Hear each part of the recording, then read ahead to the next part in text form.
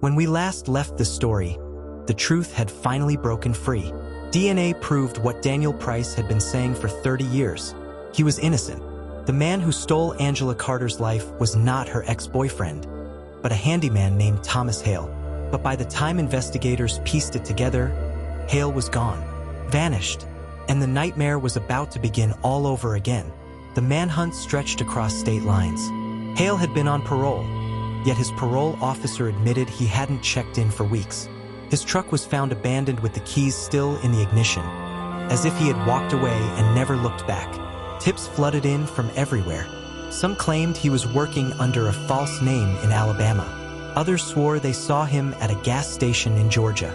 Every lead ended in dead ends and frustration. Hale was always one step ahead. Angela's family, already shattered by 3 decades of believing the wrong man was guilty, now faced the cruelest twist of all. Her real killer was free again. In an interview, her mother whispered through tears, "For 30 years we believed Daniel did it. Now we learn the real monster was out there this whole time, and he's still out there now." The irony was unbearable. Daniel Price walked free after losing half his life. Angela's family had their hearts broken twice, and the man responsible had disappeared into the shadows. But then came the break investigators had been praying for. 2 hikers in the Blue Ridge Mountains of North Carolina stumbled across a ragged, bearded man camping deep in the forest. He looked paranoid, muttering about people coming for him. When the hikers saw his picture on the evening news, their hearts sank. It was Thomas Hale. Within hours, the mountains filled with helicopters, search dogs, and heavily armed teams.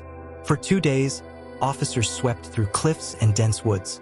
They found Hale's campsite, scattered with food wrappers, a half-burned map, and, chillingly, a newspaper clipping about Angela Carter's murder. It was clear. He knew the hunt was closing in. On the 3rd morning, SWAT teams finally cornered him.